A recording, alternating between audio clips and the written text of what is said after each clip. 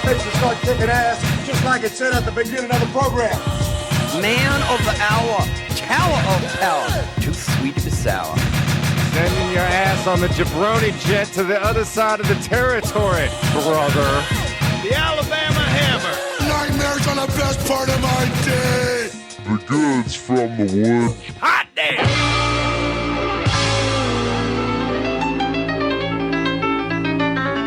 Welcome to the Goods from the Woods. My name is Rivers Langley. I'm Sam Harder. And we've got Dr. Pat away on assignment this week, but sitting in on mic number 3, once again, our friend, Carter Glasscock. And this is our 4th of July ep, you guys, huh? Woo!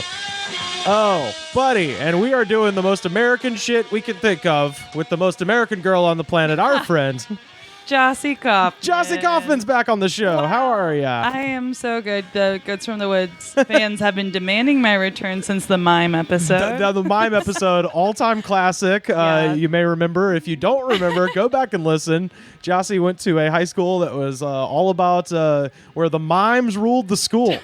Yep. It's the craziest story I've ever heard. And Yep. We've heard 252 crazy fucking stories so far. But yeah, this is our 4th of July episode. I guess it's technically July 2nd when you're listening to this, but hopefully you're on your way to your barbecue. We just had one of our own.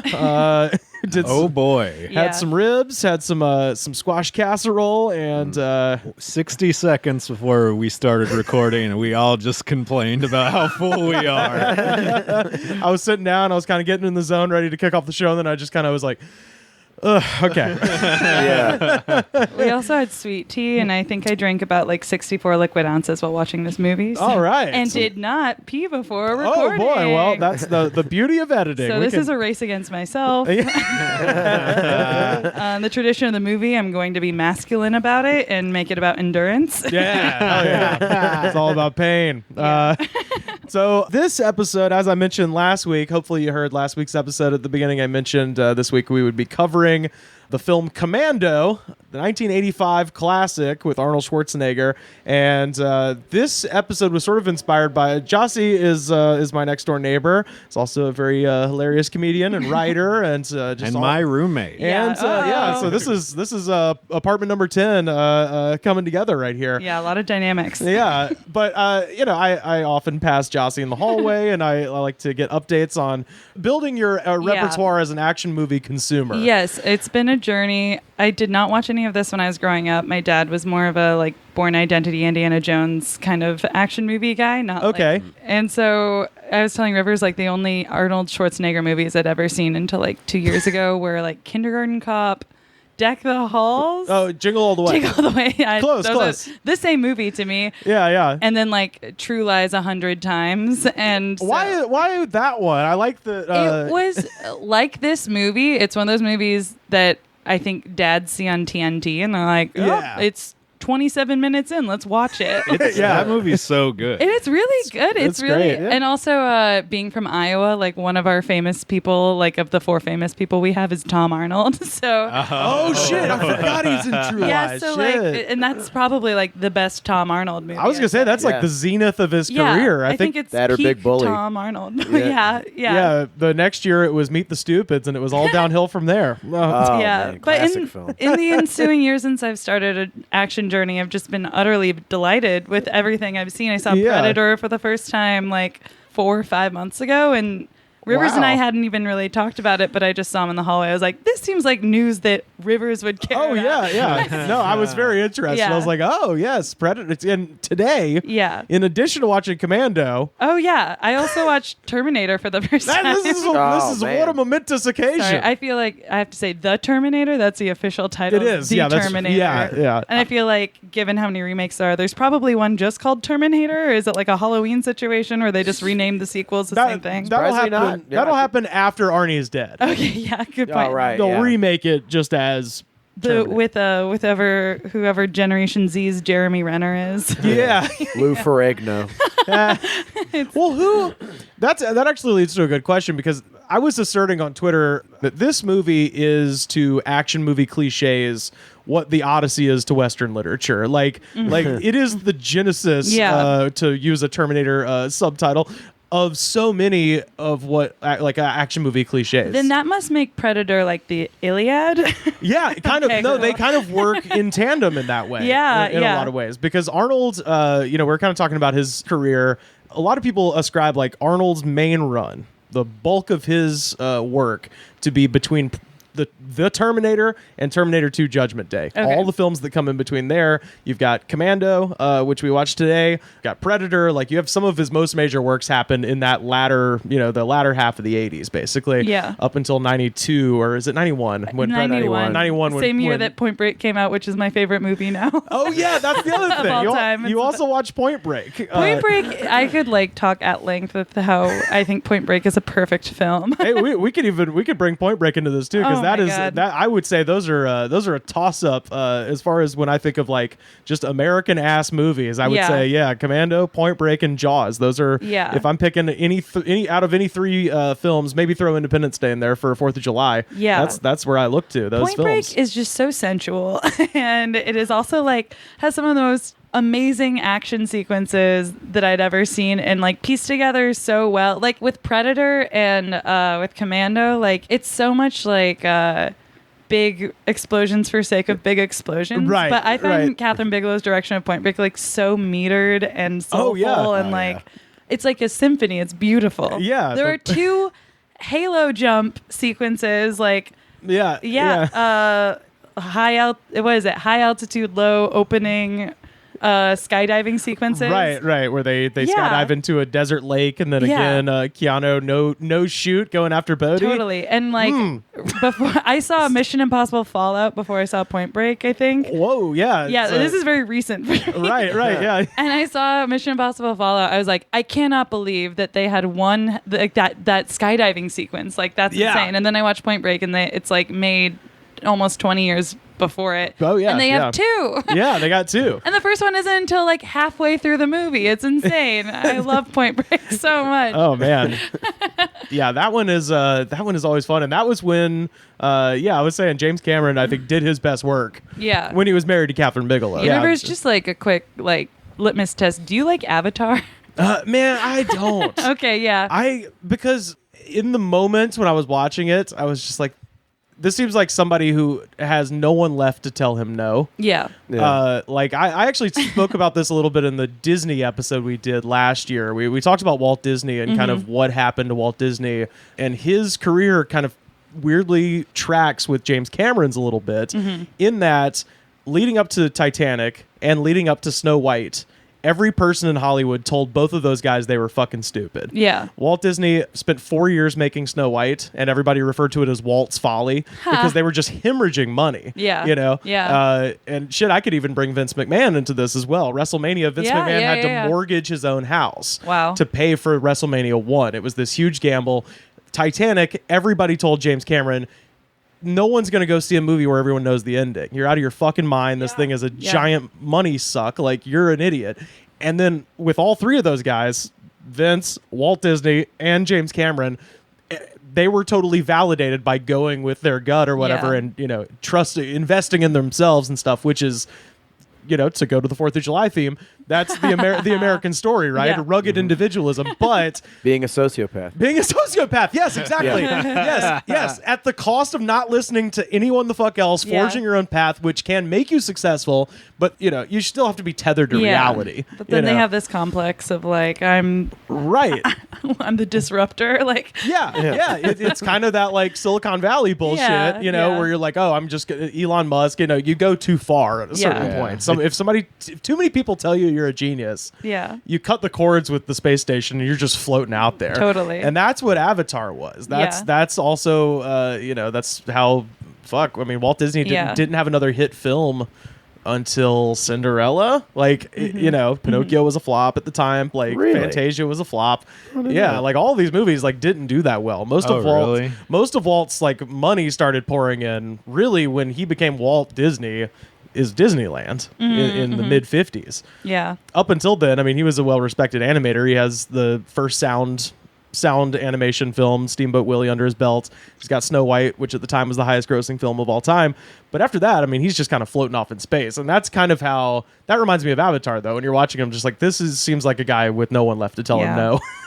he's sitting at the bottom of the fucking Marianas Trench, just he did that. Do you remember that? No. James Cameron got Aliens of the Deep. Yeah, he got a submarine and was like, I'm going to go to the bottom of the Marianas Trench and just sit there for a while. Wow. I am very glad that Catherine Bigelow escaped that marriage. I know. Yeah. That's awesome for her. It's the Kanye West syndrome. It's the same kind of thing. It's like, you get too much praise for your rugged individualism and then you lose touch with humanity. Every once in a while I Google Avatar sequel and it still says it's coming out. Avatar 2 is still set to come out next 2021 or 2020. Like, way too soon. They're supposed to make 5 of them. Yes, yeah. It's like the Fantastic Beast things where it's like they announced so many sequels so fast. Right. Yeah, it's just like, just call it. Like, it's not going to happen. Yeah. Also, who's is his name Sam Worthington? Sam Worthington, the lead. They have to get him out of the mothballs to be in all these avatars. Jesus. Where the fuck has that guy been? He was terrible. He's been straight to DVD in a streaming world. Yeah. Is his name Jake Sully in that? Wow, I was about to say my main complaint with Avatar is like I don't remember anyone's name. I just remember the Na'vi and it was called Pandora. Yeah, and that it was. Thank God Sigourney Weaver made it out alive of that movie. Oh yeah, Sigourney Weaver's in it. That's Isn't Giovanni Ribisi in it too? He seems like a guy in the command center, even if he's not. I mean, that's his type. A Giovanni Ribisi type is in that. movie. like mildly like. Maybe he's nefarious. Maybe he's like, no, we need the unobtainium. Oh, unobtainium. I swear to God, you probably remember more about Avatar than anyone I've ever talked to. That sucks. No. I mean, it was always my complaint with the film is like, it's sort of similar to like Phantom Menace, It's like, you remember things because they're stupid, not because they're good. Yeah. Like it's what we talked about with when we did our 2005 episode with all the damn Star Wars prequels. It's like the shit people remember is the dumb stuff. Yeah. So people remember like Jar Jar becoming a senator. Like right. Yeah. But like that, I remember unobtainium, the planet being called Pandora. I'm just like, oh, you should have just called it Heavy Hand. And don't they fuck the same way that they like connect with their horses? Yes. The tails. Yeah, the tails. Yeah. They touch ponytails. Ugh. Yeah, I remember all that. And That's so like cowboy American West. Like, Y'all touch tails. The only greater feeling than a woman's cheek is a horse's back on your butt. Yeah, and I was like kind of read it as like a weird like almost like a gas pump kind of thing. Like, get on on a steel horse I ride. All I gotta do is just fill it with dinosaur juice. I'm disgusted. Dinosaur juice, fossil fuel. Yeah. Well, yeah, that's fun. Yeah. We have fun. Well, we can connect that because if I'm not mistaken, I think Horner did the music for Avatar as well. You're kidding me. He was always James Cameron's guy, so I'm assuming, but he for sure did the music for Titanic and a lot of the James Cameron films. Wow. And Horner's music in this movie very fun. Is very fun and borders on free jazz at some points where there's just it was much more reined in on this movie and like consistent than like he also scored Terminator, which I just watched today. Right. That score is off-putting. It's like oh yeah, it's great. It reminds me of what's the Adam Sandler, Paul Thomas Anderson? Oh, Punch Drunk Love. Yeah. Like it is a score that was making me anxious. Like not even completely separate from the action of the film. I was just like, is there a droning synth? Just like someone just left the feedback tempo. on. Yeah, it was so strange. The score in this movie is actually really fun because it's both intense steel drum, dramatic steel drum, sad steel drum. So much steel drum. Militant steel drum. Like definitely flexes the broad spectrum of steel drum emotion. And sax too. Yeah, all mixed with like kind of like a cool like sheen of Miami Vice guitar, some spilly solos and what have you. Yeah, well, so this is 1985, so this is the year after the Terminator. The music in Commando just kept making me think something is about to happen. Yeah, and it is. It always is. Something is always about this. This movie's so breezy, like it's so fun. It was really fun to watch. Yeah. Like there's only like one scene where the action dies down a bit, and it's like the weird like obligatory one where Arnold Schwarzenegger just like describes his character's backstory. Oh, to, yeah. To Well, Cindy, our love interest. Yeah. Yeah. Is she a love interest? That's actually a great. She's just like kind of like a cute woman he picks up at the Tom Bradley International Airport because she gets hit on by the scummy guy. And then she knows how to fly a plane. Yeah. But I don't know. She was giving off major stepmom energy at the end of the film. Yeah. Really, the thing that made her a love interest is the outfit she showed up in at the end. Yeah, she's just in a nice flowy white shirt standing on a beach looking all hot. Yeah. She also gets accused of being a prostitute in this movie twice. Oh, yeah. Men are really off the rocker in this one. Like the police, like the hitman and police alike are just accusing her left and right. Yeah, and she's like wearing, I would say, a conservative business casual outfit. Yeah. Shoulder pads and everything. Yeah. She's dressed like a flight attendant. She has the wings, as Carter pointed out during the movie. It's true. So this movie has the biggest trivia section I've ever seen on IMDb.com. Oh, wow. There's like so many fun facts about this movie. Wow. One of them, to your point, Arnold Schwarzenegger and Rae-Dawn Chong shot a love scene, but it was so unconvincing that it was dropped from the film. They don't have a good chemistry. No, Not at all. Not at all. I will say, like, this movie does not thrive when it takes itself seriously. No action movie does. All the worst action movies take themselves seriously. I think there's like a campy balance you can strike, and I think like this does obviously. Have this camp. is high camp. I mean, like the first 10 minutes, it's like Woody Allen's shots of Europe, except for it's just like Arnold playing with his daughter in different contexts. like for, around the first 10 minutes. Glorious. Yeah. Around at Lake Arrowhead or wherever that is. Yeah, they like live in Big Bear. Like I think I've rented that Airbnb with a group of 8 before. Yeah. The movie actually starts with a garbage truck coming down the street, which is a perfect way to start a film. Very suburban. Yeah, very suburban, and a man who is looks like Ed Harris, but is not Ed Harris. No. Gets out of his bed and takes the trash out, at which point the 2 trash guys reach into the trash compactor and pull out Uzis and just mow him down in the middle of the street. Yeah. And he takes that classic seizure shot where he's just standing and just shaking. Made me really want to do that. Yeah. So many people get to do that in this movie. It does make you want to do it. Just being really filled with lead and just sort of jiggling. Yeah. Some so poorly My too. favorite is where you get filled with lead and then you jump off a ledge. And then do the Wilhelm scream. But yeah, and this guy falls over, and they actually he gets to jiggle even more on the ground. Yeah. He pulls the Hulk Hogan. People are not afraid He tries to Hulk up, but he people can't. are not afraid of using a lot of bullets. Yes. There's so many bullets. Yeah, so in this universe, there's no such thing as clips or magazines. No. The guns just fire forever. Does anybody reload ever? No, think so. they switch gun. I mean, it's just Game Shark is in, infinite ammo is on. It seems like Schwarzenegger's like firing method of choice is just holding down the trigger and like walking with it, Yes. like wielding it. I made note the only time the only time Arnold ever aims any device, it's the rocket launcher. The one where you can actually be kind of willy-nilly, I think, because it's a fucking rocket launcher. But with all the guns, which are very precise weapons, just sort of has them at his side and is just casually blasting into nothingness and managing to kick ass at it, by the way. The next thing you see is this car dealer selling a car to one of the guys on the trash really truck. Fun bit part. These are like the action movie bit parts I really like. It's like there's a weird undercurrent of like this like wry humor. Yes. Yeah, where it's like to exist is so miserable, which is why we're making these big popcorn flicks. Like there's like a Mike Judgy kind of humor underlying a lot of these action movies, I find. And I think it's something that they try to replicate this sort of thing even now when they redo action movies, and some of them come close, but it's very hard. It's like too winking now. Now it's like we're gonna do it. Like it is like pure glee at this point. Like it's a little less expected. And I feel like it kind of it probably spoke to the irony of the era more than I think so. Now, it's funny because watching this now, this is the first time I've watched this movie since probably maybe 2011, 2012. But it's funny watching it now because it occurs to me it's like, oh, this is way more winky and more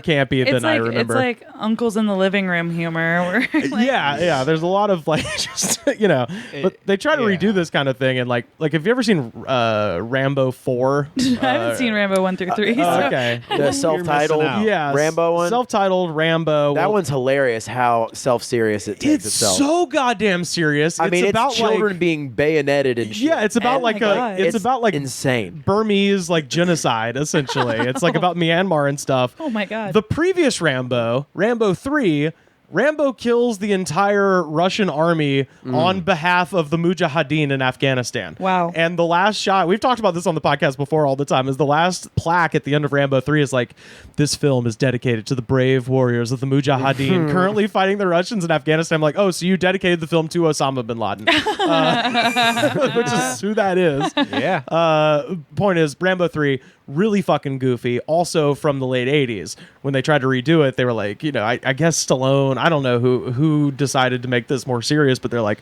we're going to talk about issues. Yeah, I feel like it's like That's it's Stallone. a post and it's a post-Born Identity era, like the cool, serious, cold look and feel is popular. That's actually a good question. What movie broke it? Because I almost like when did action movies stop being fun like that? Yeah, or like when did After 9/11. well, no, that's like such a good catch-all answer that I think might be true. No, that's when America lost its innocence. That actually is definitely partially true, but I almost think like The Matrix a little bit.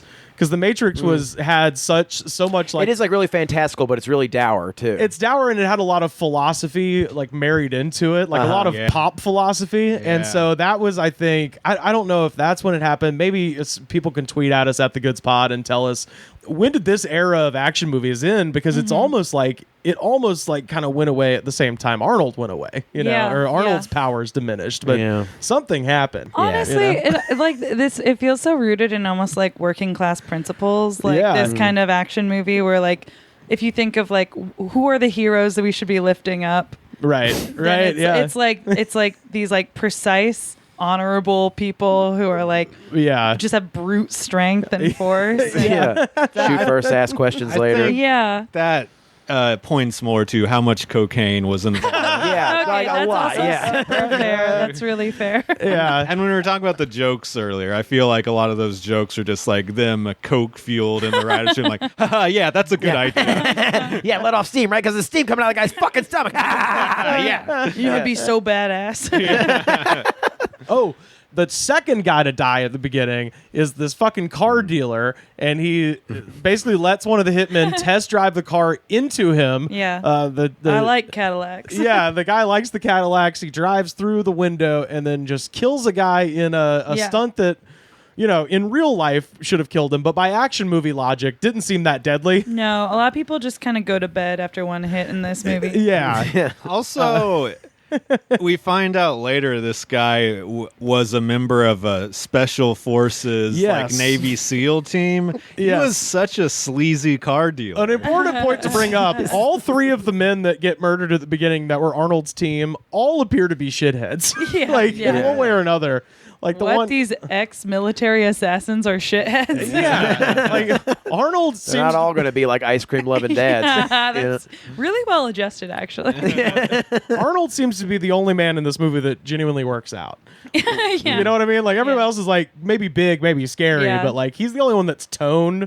And for like ex-military, if they all theoretically have the same level of training as John Matrix. Yeah. But he's just some schlub selling fucking cars. He's just a dude driving a boat that gets blown up by a man with a giant walkie-talkie. The messages have kids. Kids will level you out. Like this whole script is just like such boomer porn. Like it's it has like these weird conservative values, and like John Matrix fighting vaguely brown people in the mid 80s is just like so the script writer's name is Jeff Loeb.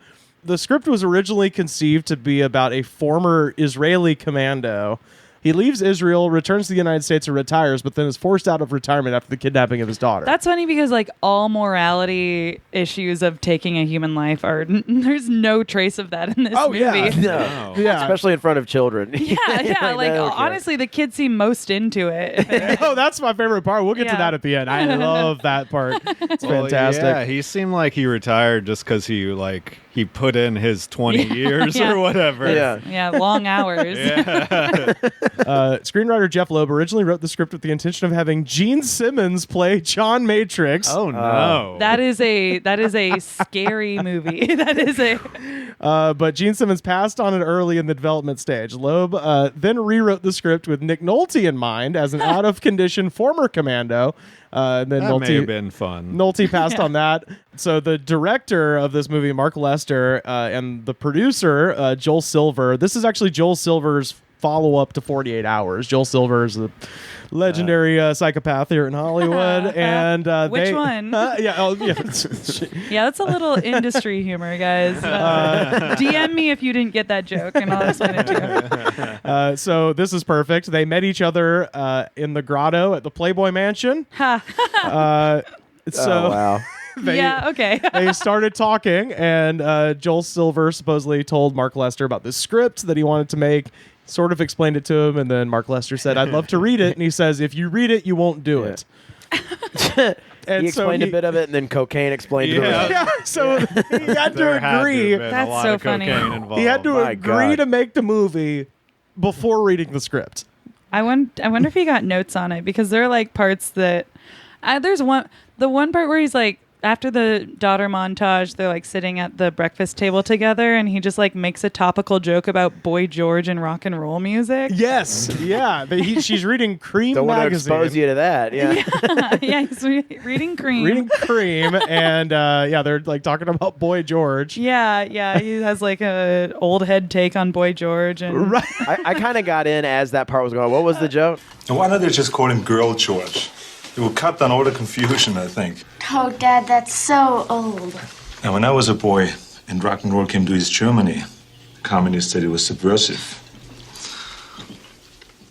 Maybe they were right. He was like, all right. And then back when I was listening to experimental krautrock band Can. And Alyssa Milano's just like, shut up, Dad, and hug me, please. Just throw me around like a flower bag. Then she gives him a sandwich. He takes a bite, and he makes a face like, this is disgusting. Ask her what's in it, and she goes, you don't want to know. You don't want to know. What? much like your military history, you don't want to know. You don't want to know. If you notice, he pulls apart the sandwich, and the inside does look like spinach avocado dip or something. It looks really weird on the inside. Like he's just meaning there wasn't like T-bone steak in there, so he's not gonna like it. He's not gonna like that. Given the tone of it, it's like I'm trying to make my dad eat a vegetable, but like Arnold Schwarzenegger is so cut. Like, I was gonna say the introduction. So Jocey, to maybe tell people if for some reason they haven't seen this, and for the love of God, go watch this movie if you haven't already. It's really fun. It's a treat. What's the first time we see Arnold? What's he doing? Oh God. Okay. So wait, what is the? Where it's is when he? He's the lumberjack. Oh my God. Yeah, he's living.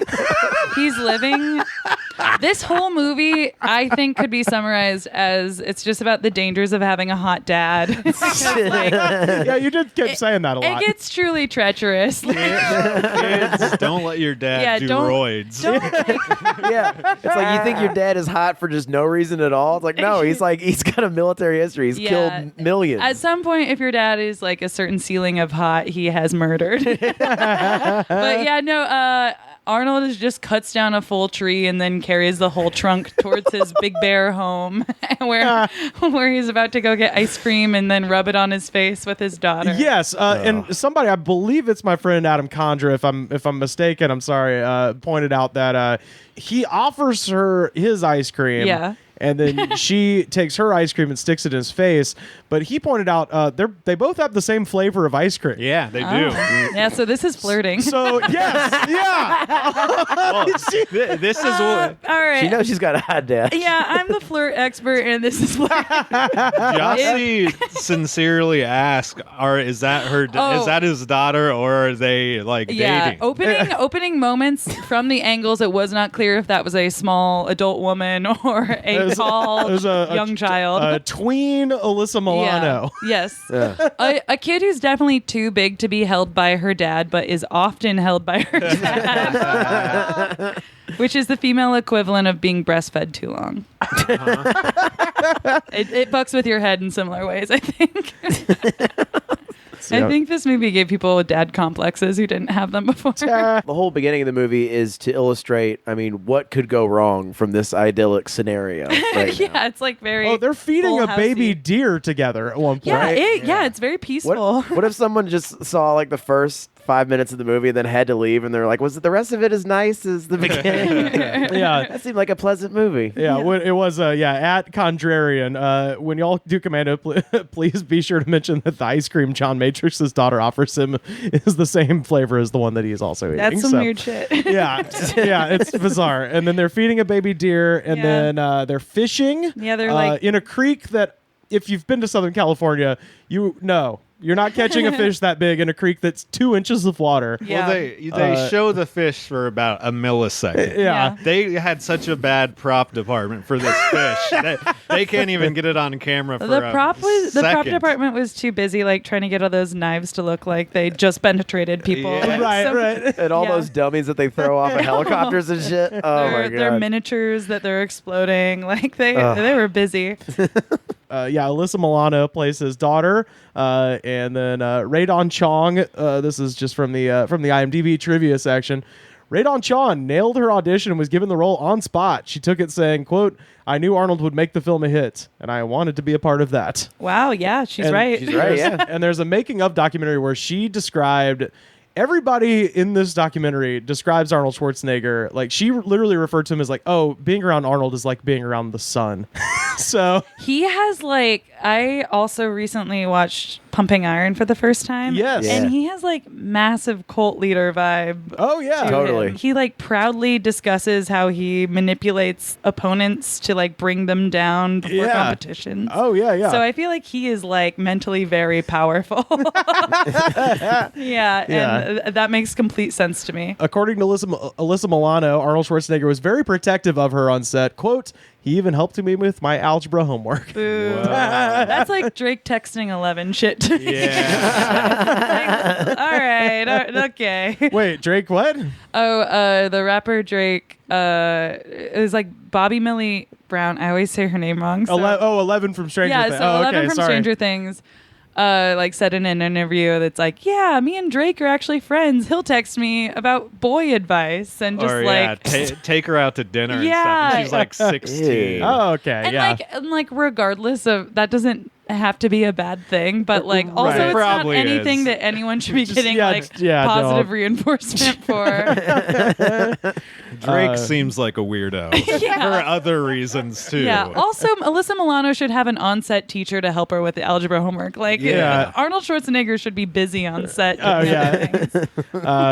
So they establish that they have this great relationship. John Matrix later reveals that his wife tragically died.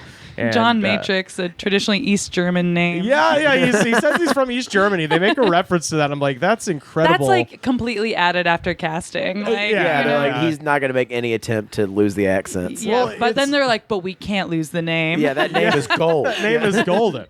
But yeah, so they're they set up this kind of idyllic setting. They're up there at Mount Baldy or Big Bear somewhere in their rustic cabin. He's wearing this green shirt that appears to be all the way ripped open. Ripped Henley. A ripped Henley, green Henley shirt, and he is hauling around a tree. Yes. Not a log, a goddamn tree. And it appears to be summer. But all the chimneys in this wooden cabin are just firing full blast. There's just smoke pouring out of this house. Everyone is constantly sweating in this movie. So. It's the sweatiest movie. Very sweaty. Schwarzenegger there's one scene where they're doing the over the shoulder shot reverse shot, and every time they go back to Schwarzenegger, he's sweatier. Yeah. It's like he's trying to cut weight on camera. He's wetter and wetter every time. I also noticed during the woodshop scene, you can see see the woodshed. It's full of wood. Yeah. Oh, there's so much wood. Oh, it's been a busy season of him just chopping tree trunks. His only friend is his daughter. Yeah. Oh, yeah. What else is he going to do? There's no way she goes to school, right? The internet doesn't exist. Yeah, there's no internet. She ain't going to school. He's theoretically homeschooling her, and it does show her being taught karate by him at one point, which weirdly never comes back into play. No, I like, mean, when you see that, you see the scene of her practicing hits with the elbows and like kicks and shit, and you're like, oh, she's gonna probably kick someone in the nuts later. And then doesn't. There has to be like a shelved sequel starring adult Alyssa Milano somewhere in Hollywood. Or we could still make one. Oh, okay. Yeah, there we go. With all our resources. Yeah. Grandpa Matrix. Yeah. Now all we need is a bunch of cocaine. And Joel Silver. Oh, man. He could come out of retirement again. Sure. Yeah. So he's there. He's with his daughter. They're eating this weird sandwich. She says you don't want to know what's in it, and then all of a sudden Arnold just kind of like lifts his head like the way a squirrel would if they heard a noise in the distance, and then it turns out there's a Huey helicopter tearing down Big Bear Canyon, coming to deliver a message from Major General Franklin Kirby. From a very long distance away, Jenny just goes, "Why is there an army helicopter?"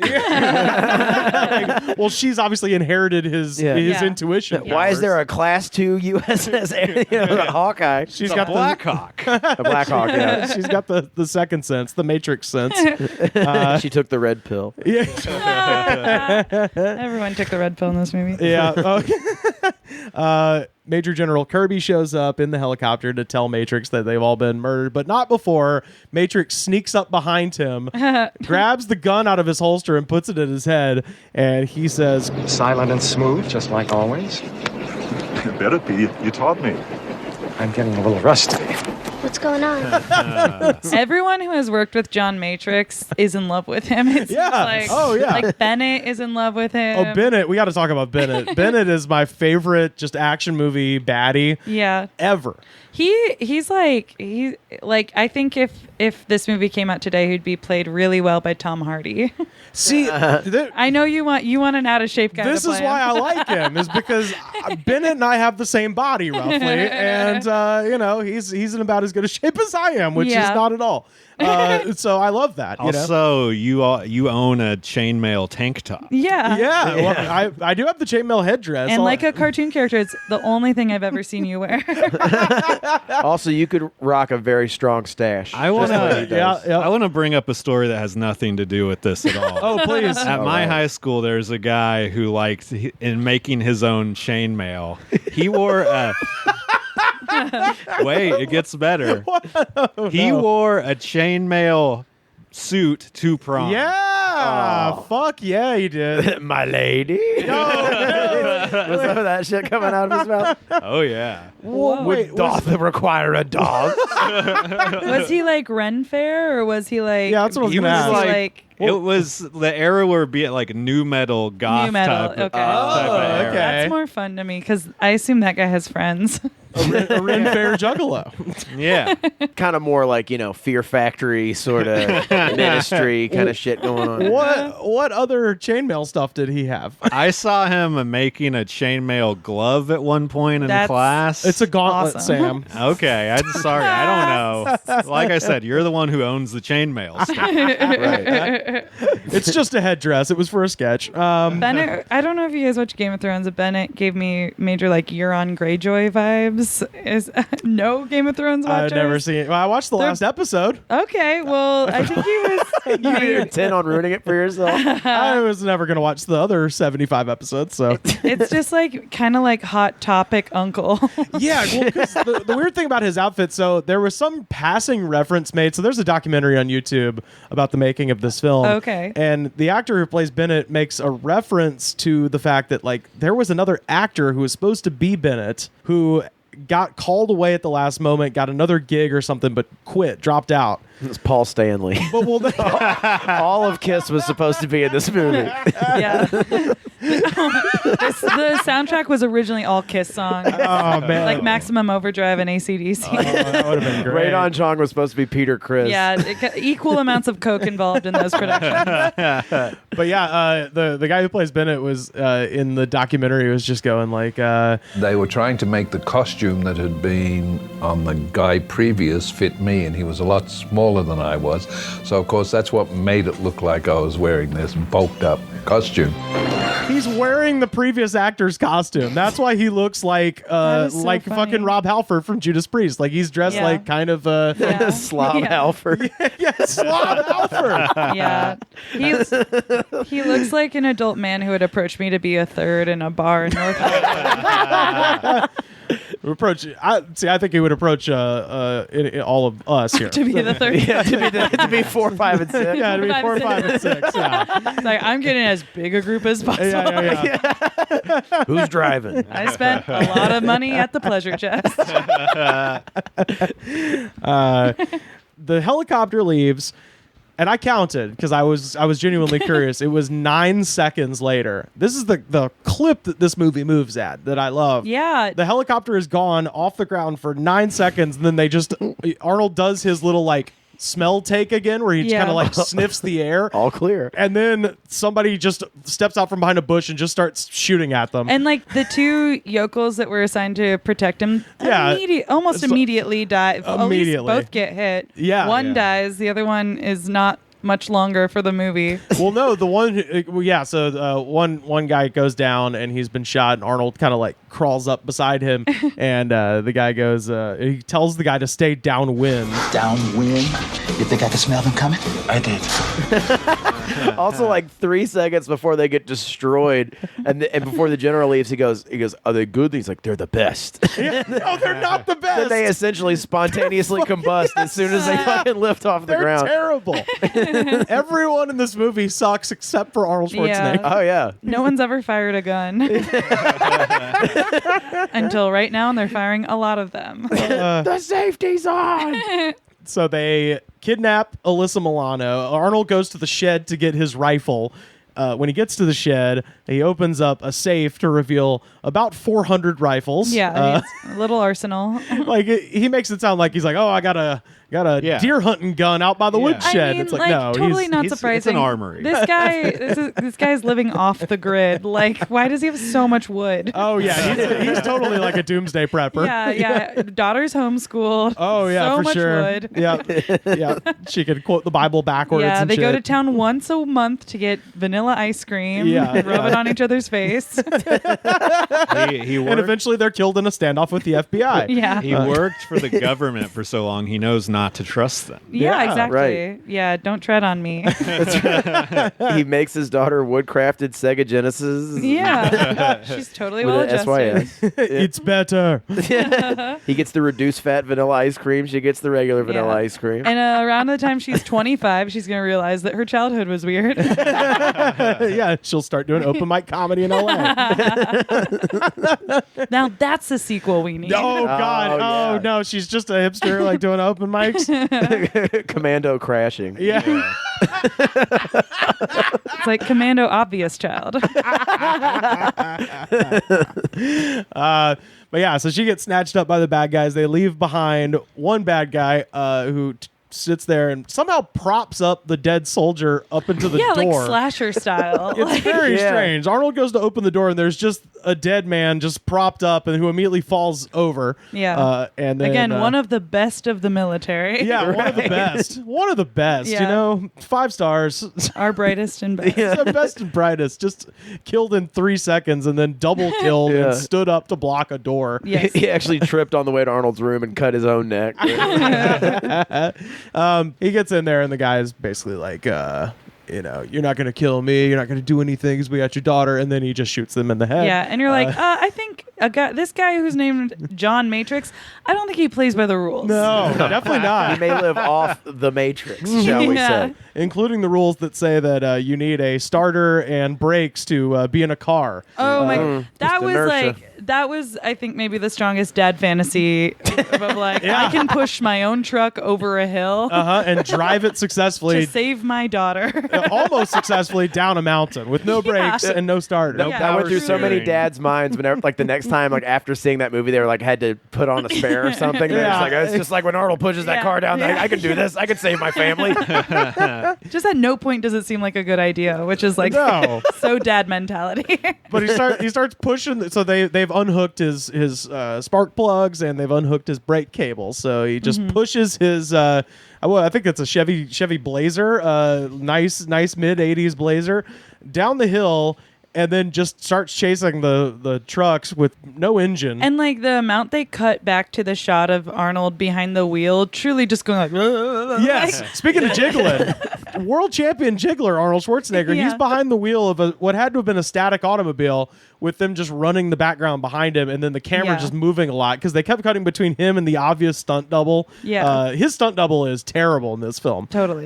He has the biggest like spiky hair, because he can't quite pull off the flat top like Arnold has, so he just kind of has like spiky hair. Sure. It's clearly just some bald guy they threw a wig on. Right. Oh man, those weird Guy Fieri visor wigs. Yeah, exactly. But yeah, at one point, his Blazer is catching up to the convoy, and one guy just says very nonchalantly, "He's gonna hit us." With no affect at all. Just he's gonna hit us. Yeah, a lot of weird line reads in this movie, honestly. They all just accept that they all know their fate. They're like, he's going to get us. He's going to get his daughter back. He's going to kill us all. They're all resigned to their fate. Yeah. John Matrix is the specter of death. He will get to you eventually. Yeah, what do we even do with taking his daughter? You know what? The only people that try really hard to get him are people who don't know who he is, like the mall guys. And they fight him so fucking hard. Oh, his hiding behind that pillar. We're going to get to that. Arnold is,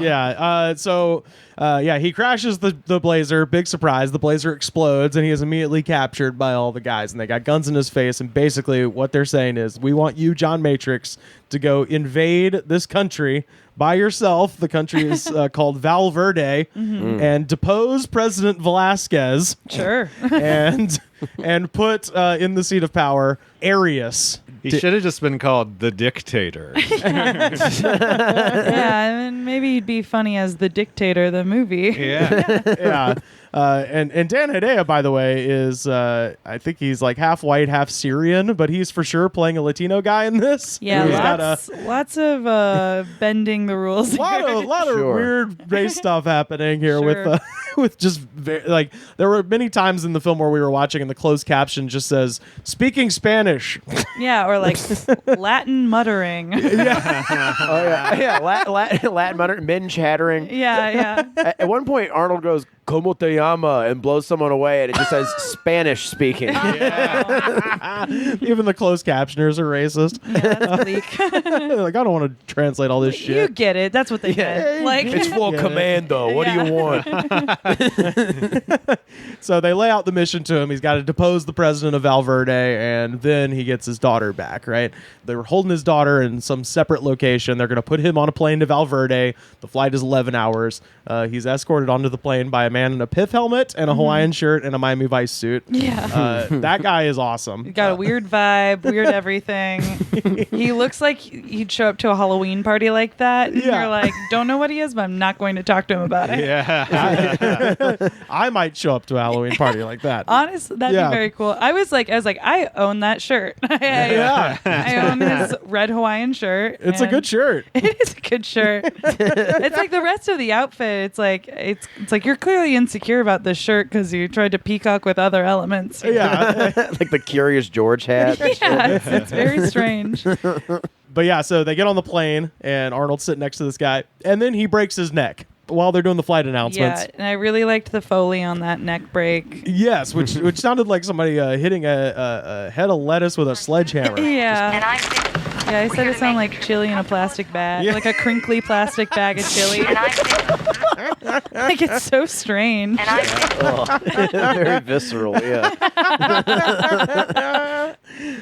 Chili in a chip bag. This is chili in a chip bag. Oh, what do they call that in Texas? Isn't that a name? A walking taco. Walking taco, yeah. A Well, walking in taco. Texas, Frito they call pie? it Frito pie. Yeah. Frito pie, yeah. In Midwest, it's a walking taco, and it's Doritos and just taco meat. Hell yeah. Sour cream Doritos. It's Whoa. like we did the Doritos Locos taco before In Texas, Taco Bell. it's Fritos. Yeah. Wow. Doritos well, we're sounds mad at insane. each other now. In the Southeast, we would just get Unacceptable. morbidly obese Yeah. from Doritos. Sure, yeah. In the Southeast, we just have a chili pipe that we all drink out of.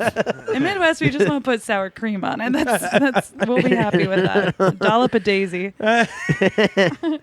But yeah, he breaks the guy's neck and then he puts him to bed, basically. Puts a pillow under him and then his pith helmet over his face. And then the flight attendant comes by and he has one of his best early one-liners, which is, Don't disturb my friend. He's dead tired. Which is great. It's like John Matrix has never lost his sense of humor. no, even though he's been had his ass kicked and fallen off a mountain and his daughter's been kidnapped and he's been shot in the guts with a tranquilizer dart, he's still hilarious. Yeah. I'd like to think that's when it made sense for the screenwriter. Like, it was starting to click in. It's like, what I'm doing is ridiculous. Yeah. Just pepper in a He one-liner. had just finished the first 8 ball. Oh, yeah. So then at this point where we see... Well, it's not the first time we see Sully, but it's the first time we see Sully in his amazing outfit, which even though he's... as Sam called him while we were watching this, a sex pest, which is a phrase I just really want to get out there. This is great. He's dressed kind of cool. He's got a suit that looks like it's made out of the same material as the carpet in a casino. Yeah. Or like an old movie theater or something. It should be curtains in like a bad hotel Honestly, or something. it kind of looks like something like Biff would wear in Back to the Future, like on the timeline where he's like desperate. Yeah. Except for like no turtleneck, maybe. What, is it like future Biff or past Biff? No, like Biff at the end of the first one where he's like, "Oh, please, Mr. McFly, can I wash your car?" Oh, hi, Marty. That part. Biff who gets handed the sports almanac. Not the like, you're going to be mine, Lorraine. Like, not that one. No, not that guy. Okay. So many different Biffs. There's a lot of Biffs. Yeah, there really are. One role for the guy that played Biff, and that was Biff. No, he's also the gym teacher in Freaks and Geeks. Oh, yeah, that's right. That's right. But yeah, Sully is at the airport to make sure Matrix gets on the plane and then to call Arius to let him know that Matrix is on the plane and then also to set up getting all their passports and stuff to order for Arius's transports to become the new dictator of Valverde. Meanwhile, on the airplane, Schwarzenegger kills the guy and he gets to the baggage hallway somehow gets into this secret part of a plane, which I've been on a lot of planes. There's no just secret hallway back there. Come on. And then claws his way into the baggage area and then down onto the landing gear. And then is this the first movie this happens in? Because it happens in a lot of movies. Yeah, I said that he was having a Toy Story 2 moment. Oh yeah. He jumps out of a goddamn airplane, standing on the wheel on the landing gear. On the wheels, and rides it all the way until the plane takes off the runway and then jumps off into a marsh. That look, I hate to be one of those people, but because I live in LA and I could say it's not there, but like common sense, even when I was watching this in 2012 before I'd ever been to LA, I'm like, I don't think LA has a swamp. It's pretty fucking dry out there, and turns out it doesn't. They throw a goddamn dummy out of that plane. Yeah. And it drops what appears to be about 500 feet into a bunch of reeds. It flops so magnificently. Like, they don't even attempt to do a second take of that. They're just like, fuck it, we got it. We got it. Move on. Yeah. They do a lot of mannequin drops where you're just like, ow. But yeah, he just walks away. And he catches up to Sully by commandeering a car owned by our second lead, Ray Dawn Chong, daughter of Tommy Chong. Who he first observes being harassed by Sully in the airport because... she's on the payphone next to him. Yeah, because he went to the Tom Bradley International Airport to pick up women. Who are just getting off their job. Well, he went there to work, and then afterwards he was like, you know what? I'm a little bit horny. He's like, you know what? I'm 5'4". I could call a woman a whore today. It was it is very. He follows her from the payphone all the way to her car in the parking deck. Yeah. And then it turns out they're just parked right next to each other, right? Somehow, and which is kind of awkward. Yeah, it's kind of He's just serendipity. Starring John Cusack. I do think it's funny how Arnold approaches her and he's like, "Look, you have to help me. You're the only way I can get to him." Like.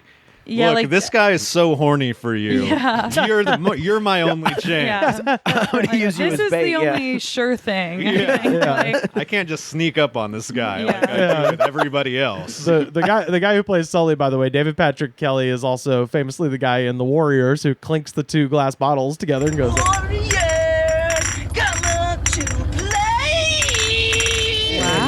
It looks like his entire face has just sort of been smushed together. Oh, long history of deplorable characters for him. He's he's the racist teacher in Malcolm X.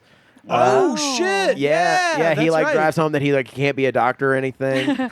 He's in Twin Peaks. He's like the coked out brother of the. Shit. Yes, what's his name? Richard Horn or something. Yeah. He's his brother who brings all the Swedish investors. He's a good shithead. Yeah, he's a great shithead. It's good that it can be lucrative to have a hateable little face. Yeah, little weasel face. Teeny tiny weasel face. Yeah.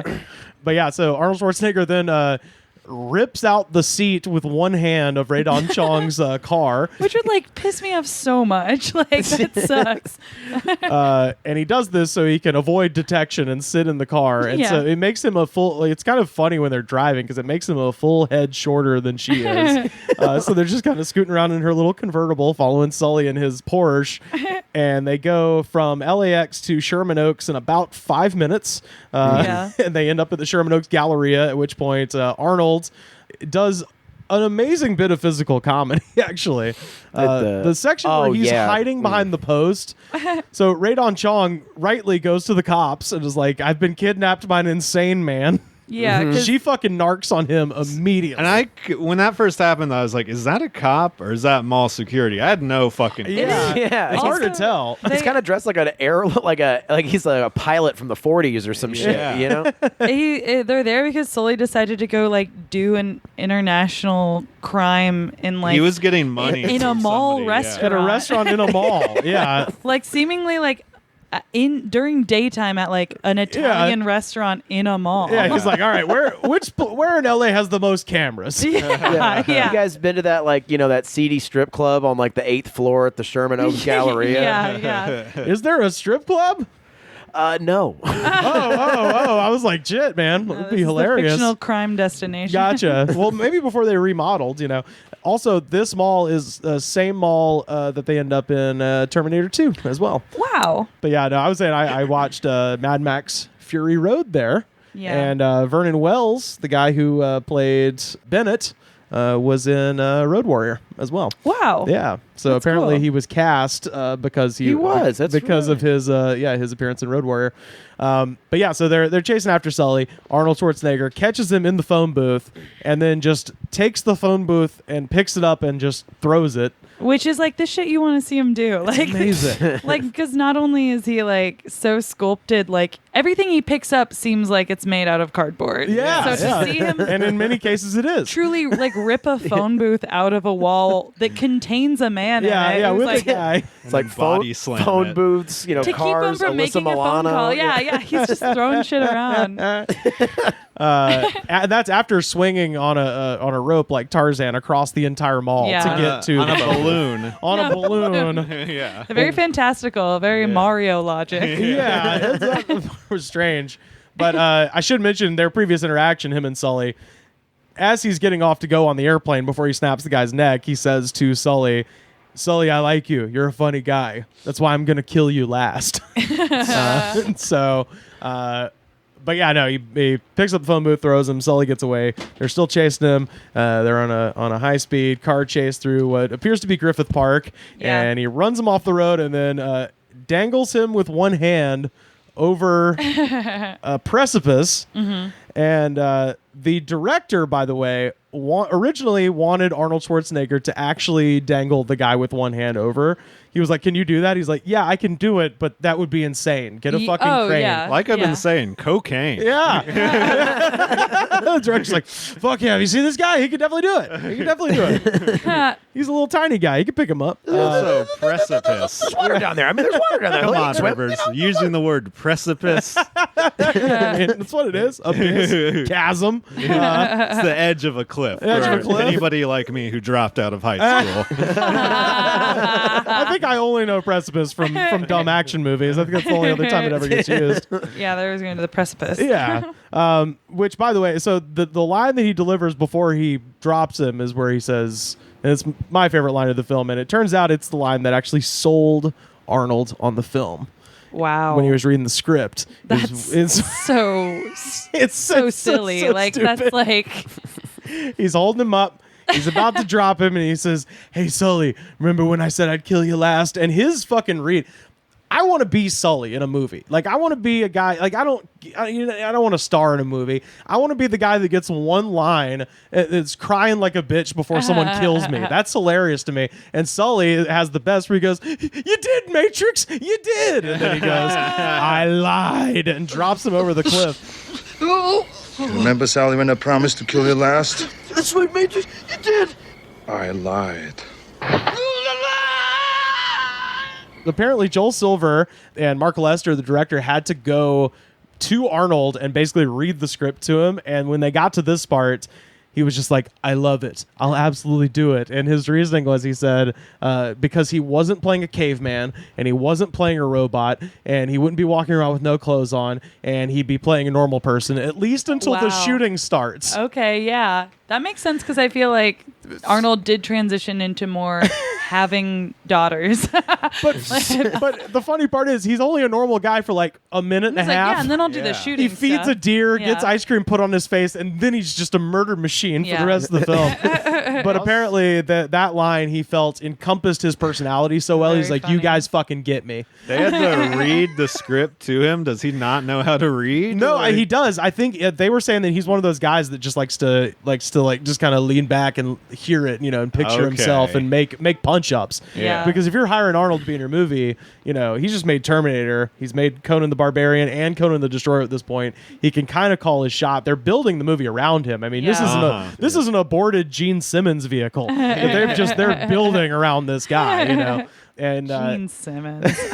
but yeah, Lester actually talks. Lester talks about like this is when he learned that when you're trying to sell a script, you don't even just want to sell the script. If you want to actually get it made, you have to sell the package. So it was important to them to get Arnie attached to the movie and then sell it based on that. So they made a big presentation to him, and apparently.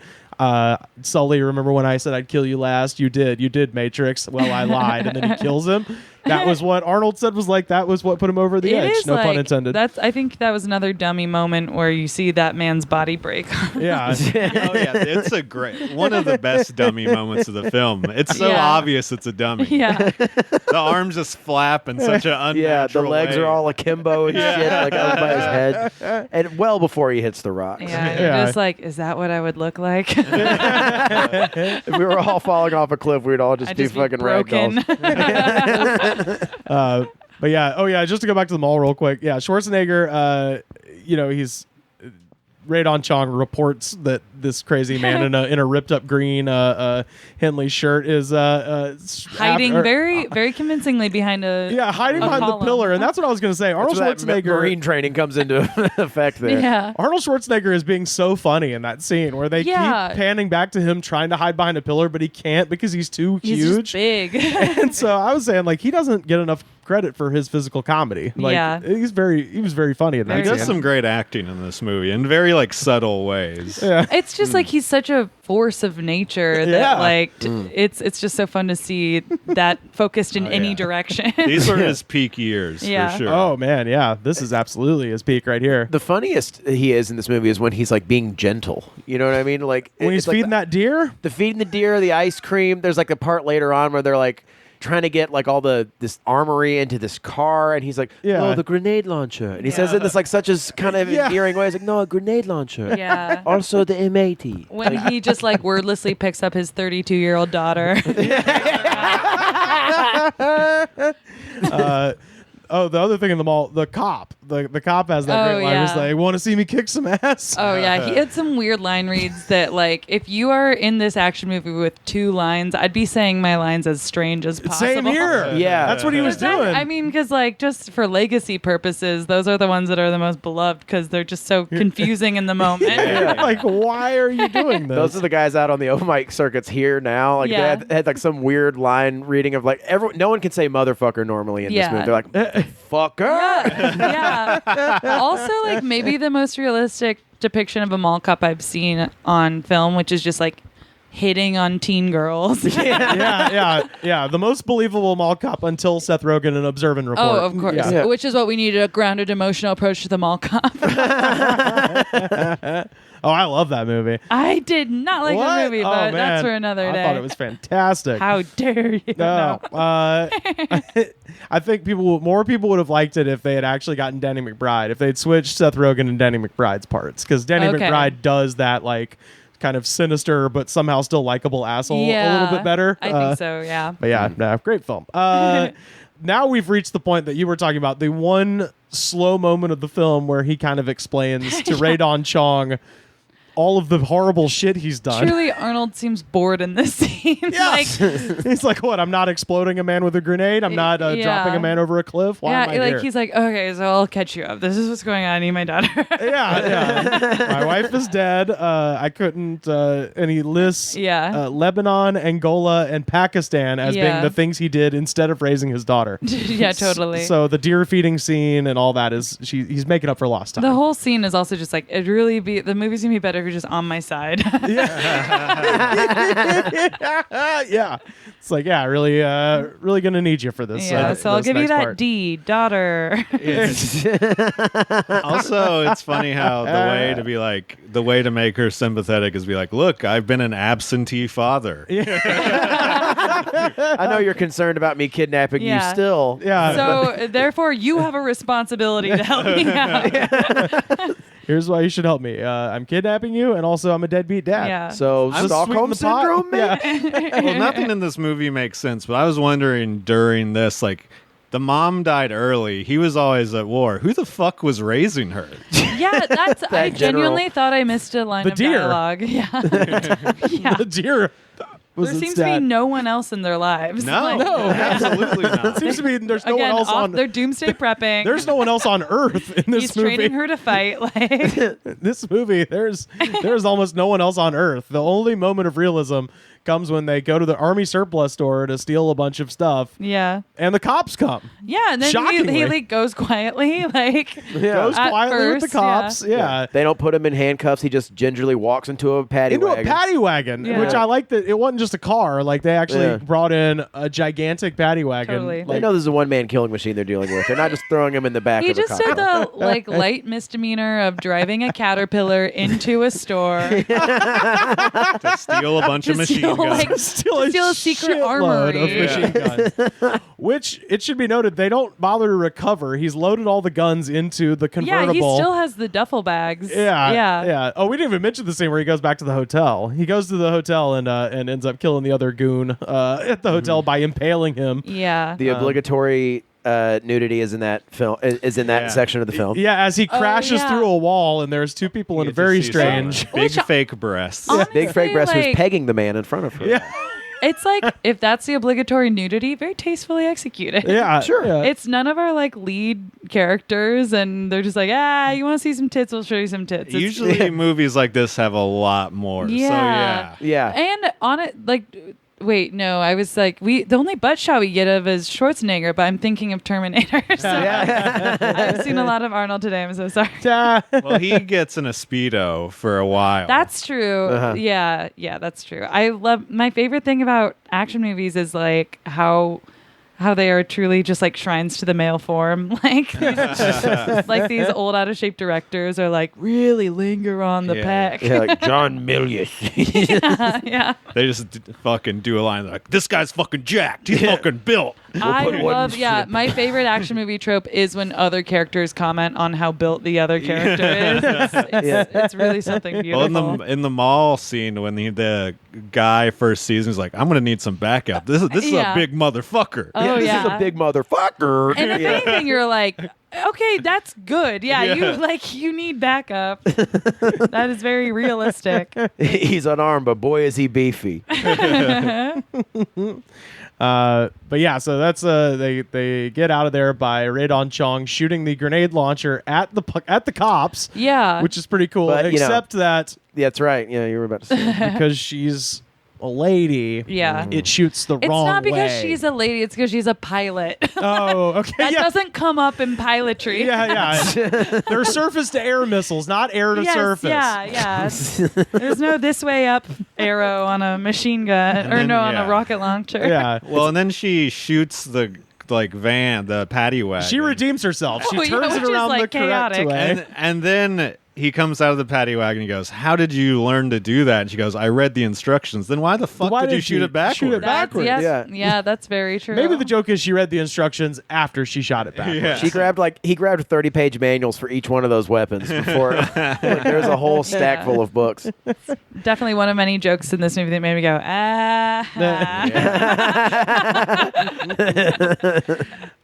We then cut to the mansion. They kind of figure out that there's Valverde, which is where this mysterious country that's 11 hours away that they're trying to take over. But his daughter is being held at an island off the coast of Santa Barbara, which I like that they went for the verisimilitude of like, oh, well, it's going to look like California, so we might as well just, it's like, I don't know why wouldn't you just have her in Valverde? Yeah. Well, none of this makes sense. Why wouldn't just everybody be in Valverde? Why is there's this weird, mysterious second location that's way closer to LA? Well, as we know, Valverde is Long Beach. Yeah. I looked this up. So I was while we were watching, I was looking up like some filming location stuff. The Valverde airport that Matrix is supposed to get off the plane at, and then obviously doesn't show up. That airport is actually the Long Beach airport, their one and only terminal, which they then covered with a bunch of people. It just looks like the Melrose Flea Market. Yeah, it does. There's just people selling, like you said, there are people selling street meat. Yeah, street meat, kids sitting on the floor. Yeah, guys dressed like communist guerillas with machine guns walking around. Yeah, pro-gun propaganda posters. That's Valverde. Yeah. Very beautiful red curbs, because you can't park there. It's yeah. That's right. Posters of Dan Hidea's face with big red X's on them. Yeah, they do not like that guy. No, they are not ready. Stoked about this change in power thing that keeps getting. It is a tense political situation. Sure. Valverde. Yeah, the Valverdes like their government that's being propped up by America. Yes, President Velasquez is well loved by the Reagan administration, I'm sure. And the Angelinos of Long Beach. Yeah. But yeah, so they figure out he's not on the plane. At that point, they make the call to Bennett to kill his daughter. All right, so he goes in the room, and Alyssa Milano has just escaped. There's a conspicuous hole in the wall. She took the handle off and used it to pry out the Yeah. Just put a wooden plank over a wall. Yeah. So Bennett walks the room, is like, oh, God damn it. And then looks through and oh, no, there she is. Yeah. There he goes. Yeah. Whoop, there she goes. Yeah. Because she's not just Jenny, she's Jenny Matrix. Yeah, she's Jenny Matrix. You don't fuck with Jenny Matrix. Well, she learned that karate earlier. Yeah. And it does help her break boards. Yeah. So she breaks the boards that are nailing up the window. I did forget that her last name was Matrix until the credits. Oh, is she credited as Jenny Matrix? As Jenny Matrix. I thought it was every other character was literally one word names except for Arnold Schwarzenegger. Sounds like a Nickelodeon cartoon protagonist. It's like Ben 10's romantic interest. I'm sad that it's not very. This would have been pretty modern in the 80s, but still a hyphenated last name would be hilarious. Hi, I'm Jenny Matrix Willoughby. But yeah, so she's busting out. Meanwhile, Arnold and Radon Chong have just landed the seaplane, and Arnold is suiting up one of the sexiest suit up sequences you're ever gonna see. He's in a Speedo. He gets on a dinghy. He pilots the dinghy to the beach, and then he puts on all his stuff, which is a flak jacket, a bunch of grenades, a shitload of guns, and then he paints his fucking face. He puts on a pair of pants after he's been in some pants. After he's been in a Speedo, he could have been wearing those pants for a while. Yeah, but he didn't want chafing. He wanted some dry pants. If the pants get wet when he's in the dinghy, then you have to sit in the. It's like when you go on the water ride at the amusement park. Go murder a bunch of guys with wet pants. Yeah, that's not gonna you feel be a good stupid. day. Yeah, you feel stupid. Feel stupid. So the last big final battle was filmed in two different giant fucking mansions. One of them, anything that you see that was filmed out by the water, where he's just blowing up these giant barracks and stuff, that was actually filmed in San Simeon in front of the Hearst Castle, which I know you've been to. I've right? been to, yeah. It's weird. It's a very weird place where it's It's a monument to capitalism. It really is, and it's co-maintained. Somehow they have swindled the government of California to pay for the maintenance of it, while still the Hearst family still has like the ability to use it whenever, for whatever they want. So we're all paying for this stupid fucking mansion because some guy 200 years ago found like 14 bars of silver in Colorado or something. And started a newspaper. Started a fucking war. It's so great. I highly recommend if you live in California and driving distance of the Hearst Castle, it's worth going to. Yeah, it's worth looksy-loo. They have zebras too. Yeah. It seemed like some fucked up shit happened in that mansion. I bet people got murdered there. Yeah. Well, in this movie, 109 got murdered there. Yeah, Slay King. Yeah, that's what this last sequence should be called. I mean, this movie, like, I was saying this at the intro of the last episode, I'm like, this is a perfect film. Like, you notice, like, this shit's just moving along, like, at a fucking clip. Like, there's stuff that, like, is nonsensical, but, like, you don't even have the time to be upset about it because it just moves so swiftly that you're having fun. Crazy thing happens so fast. Your brain is like, wait, what was that? And then something else happens. You're like, wait, what's this? All of a sudden, the dude is missing his forearm and like, my favorite scene in the whole movie. So he gets past the beach, he blows up several barracks. So there's actually on-screen deaths in this movie. There are 109 deaths. 102 of those are by Arnold Schwarzenegger's hand. Oh my god! So Arnie kills 102 of the 109 people with melee combat, just in general. Arnold. Yeah, okay. Just confirmed kills. 102 by Arnie himself. And actually, there is a breakdown. I found a website. Arnold Schwarzenegger actually holds the record for most on-screen kills of any actor ever. Wow. All of his movies, cumulatively, he has 312 total kills. So a full third of his on-screen kills occur in this movie. That is wild. That's crazy. Who's second? Do you know who's second? Oh, God. Let's see. I had it up. I feel like this movie alone is probably more kills than the majority of even the big numbers, At some point I think that they start reusing extras with just false mustaches. They do. They definitely do. Yeah, I was gonna say Stallone might have a high number, but they definitely the hordes are coming and just falling. So here's the breakdown of Arnold's films. So Total Recall 44 kills, True Lies 51, Predator 25, Eraser 29, and then he doesn't kill that many in the Terminator, does he? They're more impactful though in Terminator. You actually see the look of fear on their faces. It's like anyone who gets in the way. It's like the only kill that matters. He's tunnel focused. He only kills people that he needs to kill in order to get to Sarah or John Connor. Yeah, right. Yeah. The second most on-screen kills of any actor, Dolph Lundgren with 239. Good for Dolph. Then you got Sylvester Stallone with 227. And then you got Clint Eastwood with 185. Actually, I would say Clint would be the one that I think would come. Just like all those westerns. In those westerns, they always end in like mowing down the town at the end. Absolutely. Right. Yeah. Now he just kills minority kids. Spoiler alert. I love how once a year he comes out with a movie that's about equally being afraid of computers and minorities. Last but not least on the list at number 5, Nicolas Cage was 79. Interesting. Okay. Yeah. So I hope they updated that after Mandy. Oh, Get yeah. some kills in Mandy. I'm sure Face Off is a heavy lifter for Nicolas Cage. And Con Air. Sure. Con He kills Air. a lot of people. Valley Girl. Absolutely. Oh, it actually, there's the Valley Girl.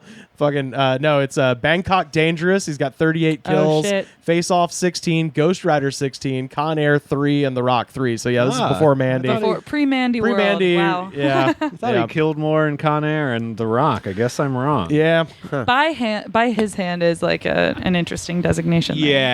Because there's a high body count. A lot of people die in those Yeah. movies. Yeah. He's definitely the most overactory of all those on-screen murderers. Yeah. And even Face Off, I would think more than that. Well, it's because his character becomes John Travolta. Like, so they probably don't count the John Travolta kills. Oh, yeah. I wonder if they do count that. If Castor Troy's kills versus Nicolas Cage's kills. I bet the way it's phrased that it's only if you see Nicolas Cage. Something tells me that digitalspy.com isn't getting into the details like they should. Wow, this is just like the 2016 election and Nathan Silver. We watched the director's cut of this film, which only adds 92 extra seconds. That's so funny. Like compared to like Lord of the Rings director's count. Yeah, where it's that a makes full it like hour. 20 hours. Yeah. long. Yeah. Yeah, so so you can look at these on Amazon. It's like the original 90 minutes. Director's cut 91 minutes. And the extra 1 minute is just to show some saw blades going into a guy's head when Arnie's hiding out in the woodshed. Yeah, and it's like truly like the most ambitious kill that they do. Yeah. I bet they just like weren't. I bet it just stuck out. Yeah, it does. Yeah, they're it's just like, bizarre. this is a bit much. It's like 70s horror gore. Yeah. It's kind of strange. But in broad daylight. It's the only time it makes you like think about the violence, because like when he's looking at the guy gets his hand cut off, he's looking at the stuff, he's like, oh God, then you like start thinking about it's it. like so close range too. It's like he goes into a garden shed and like and they open kills fire with on the blunt- garden shed, Yeah. and you think, oh no, did they kill John Matrix? You bet your ass they didn't kill John Matrix. He acts as a dude between the legs. Like he chops the guy in the dick with an axe. Yeah. Yeah, it's. I mean, I'd rather go by doing the shaky thing from getting killed many than bullets. falling off a bell tower. That's that's like the sweet spot of how to die in an action movie. which, by the for way, sure. during his beach invasion, they do show him blowing up the same guard tower about 6 times from like 6 different angles. I was like, how many fucking guard towers That's does so this funny. beach have? Yeah, absolutely. Especially if it's just a small island off the coast of Santa Barbara. Wouldn't Yeah. that raise a flag? This is still American territory. I mean, it's theoretically. like if they did a practical explosion, they're like setting up multiple cameras. They're gonna make that moment last for 40 seconds. Well, as you pointed out while we were watching, a few of those were definitely miniatures. Miniatures with like it looks like GI Joes propped up. Yeah, like they don't look good. They totally look like GI Joes. Yeah, they just kind of fall over at a certain point. It's very fun. It's bizarre. Yeah. Somehow this mansion has a power plant, it seems like, underneath, like a coal-fired power plant. Yeah. Which is where Arnold finally has his big showdown. Yeah, it looks like where like every Marvel fight scene happens. Yeah, exactly. Yeah. Yeah, the Daredevil, like the hallway Totally. brawls and shit. Yeah, it finally has his final showdown with my man. My man in the chainmail. Oh yeah, Bennett. The average man's hero. The average man's supervillain, Bennett. They start going at it. Bennett shoots John Matrix in the arm. Yeah, it is truly like this is like Shakespearean, honestly. Yeah, a little bit. How much it becomes about like these two men. They want to fuck so bad, but they can't, so they're going to kill each other instead. Yeah, they fuck with knives. Yeah, the whole thing about the knives where it's like, he's like, you don't want to use the gun, you want to put the knife in me, and then look at my eyes and put the knife in me. It's like this crazy shit. The whole thing about putting a knife in him and stuff. Bennett, stop screwing around and let the girl go. It's me that you want. I have only one arm. You can beat me. Come on, Bennett. Throw away that chicken shit gun. I don't just want to pull a trigger. I want to put a knife in me and look me in the eye and see what's going on in there when you turn it. That's what you want to do, right? Are you kidding me, John? Come on, let the girl go. It's between you and me. Don't deprive yourself of some pleasure. Come on, Bennett. Let's party. I can beat you. I don't beat the girl. I don't need the girl. I don't need the gun, John. I can beat you. I don't need no gun. I'm gonna kill you now. Him shooting him in the shoulder, it reminds me of a thing in like pro wrestling where it's called you could keep your heat, meaning that like, you know, Ric Flair hits you with a fucking steel chair. So you would normally beat the shit out of Ric Flair, but you've been hit with a chair. So now he's got the advantage, you know, so that way you keep your heat. Yeah. That's what they were doing. And I can totally see Arnold being like, well, you know, it can't come down to him and me. Just bare knuckles, so let him shoot me or something first, so I don't look like a sissy or whatever. Like that has to be a part of it. I'm not losing to Bennett. I'm not losing to this guy. But like I said, it's like Bennett loves to kill just a little more than Arnold Schwarzenegger. That seems to be the difference between these two guys. He's horny for knife play. Yeah, he really is. Yep, the guy in the leather pants is horny. He's got leather pants. He's got just say this chainmail. guy. If you're dating this guy, you're gonna get a kink conversation like 2 dates in. Oh yeah, for sure. 2 dates in, shit, he's gonna show up wearing chainmail and a ball gag and shit. Bennett 47. Yeah. Schwarzenegger and Vernon Wells, the guy who plays Bennett, have remained close friends ever since the making of the movie. Apparently, that's beautiful. Yeah, so they're still buddies. That's awesome. Which is good because Arnold gets off one of his most classic cheesy ass one-liners. Yeah. Which did not, I think, get eclipsed until Batman and Robin with let's kick ice and what killed the dinosaurs, the Ice Age. Everybody chill. Like, he got off so many of those in Batman and Robin, but really this was the gold standard for many years for cheesy lines, which is where he stabs Bennett with a pipe that then hits a boiler. Like javelins him. Yeah, javelins him through the heart. Through the guts. Through the gut. Like right through the solar plexus, like through the diaphragm with a pipe that then hits a boiler. And it should be pointed out, by the way, he throws said javelin with the arm that's got a fucking bullet in it. So she just throws it hard enough to pierce this man's midsection. It hits a boiler, and then steam begins shooting out of the pipe. And he says, "Let off some steam, Bennett." Fucking amazing. Yeah. Well, like he said earlier in the movie, he eats Green Berets for breakfast. Yeah, that's right. Yeah, he kind of insults the Green Berets too because he's a Marine. So he's like, I would love to have been in the theater during, especially that line, to just see how the audience reacts. Oh man, if some decorated Green Beret just stands up and proudly walks out of the theater. I mean the let off some steam line because it's so fucking cheesy. Do you think people would groan? Because that's what I just think. Because it came out in the 80s doesn't mean that people didn't have like a cornball radar. Yeah. Oh yeah, no, I think most people probably laughed and stuff. Honestly, it's gotta be. I feel like it must be similar to the experience of like seeing John Wick 3 in theaters, like because Keanu has some real. Honestly, like I think the John Wick movies are the most similar to 80s action that I've seen, and like